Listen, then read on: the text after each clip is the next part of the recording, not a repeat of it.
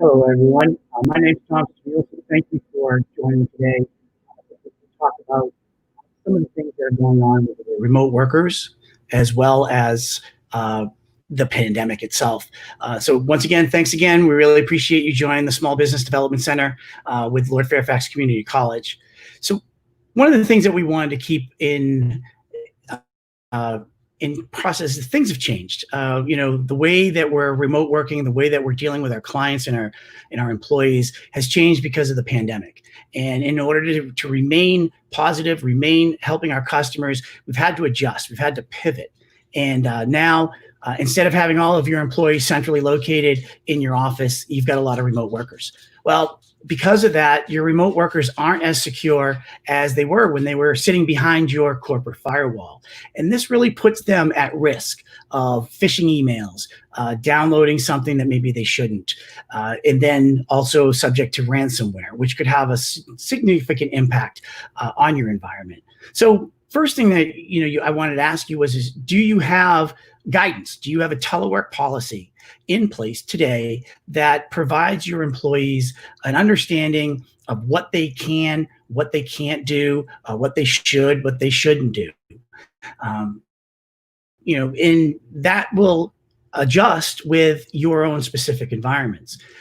Are you letting your employees connect to your network and do their job on personally owned devices? That could be their phones, that could be their own laptops, that could be their own desktops. When this pandemic started, a lot of organizations didn't have the equipment in place to give their employees a remote device. If they are, you want to make sure that you have a clear understanding of what they can and can't do when connected to your network. How are they connecting to your network? Are you just letting them remote in? Are they connecting through a website? Are they using a virtual private network that will create that secure tunnel between them and your network, which allows them to do that?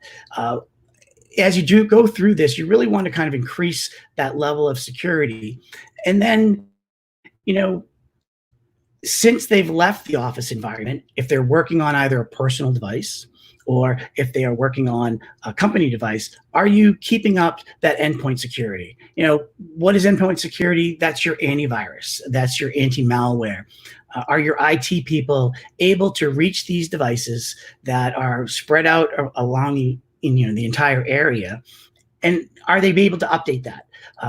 That's very important, because just because they were secure 3 or 4 months ago, they have a lot of things that have changed. So a couple of things that we wanted to kind of give you as things that you can take away, things that you can do right after you get off this live event with me is, approach it in two ways or simultaneously. Let's call it a two-pronged approach.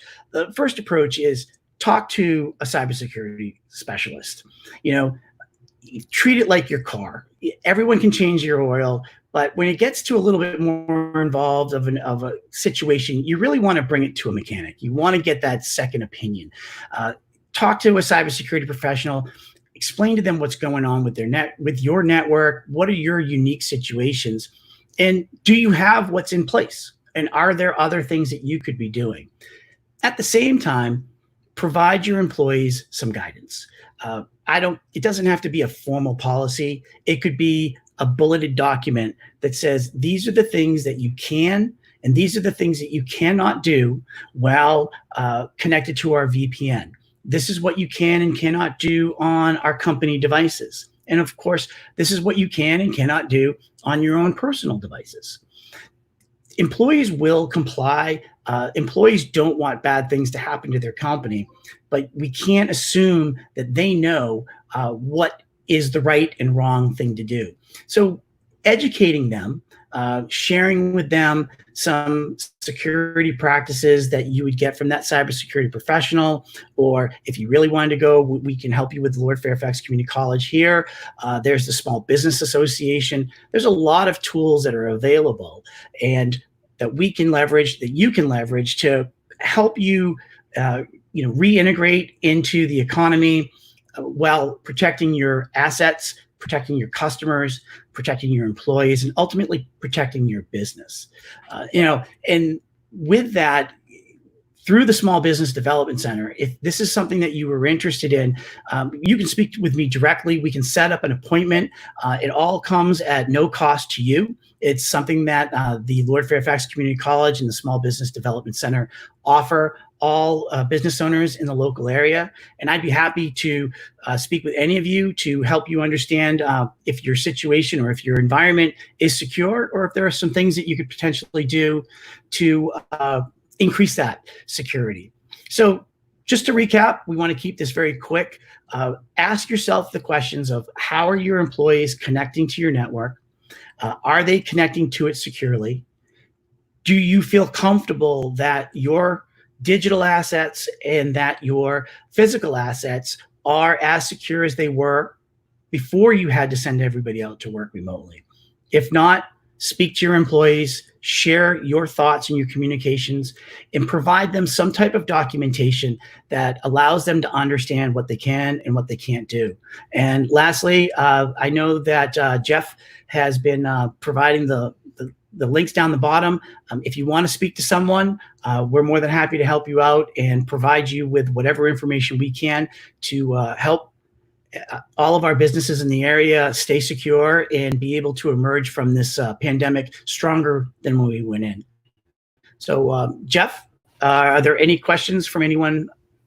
Okay, Tom, thanks for the information. It's much appreciated. We don't have any questions at this time, but just as a reminder, any of you can ask questions below this post, even after we finish this live, and we appreciate you being with us. If there's any way that we can be a resource to you, reach out to either myself or Tom or any of us at the center, and we look forward to being of help to you at no cost. Thank you all for being with us, and Tom, thank you for the information today. It's much appreciated. Thank you very much.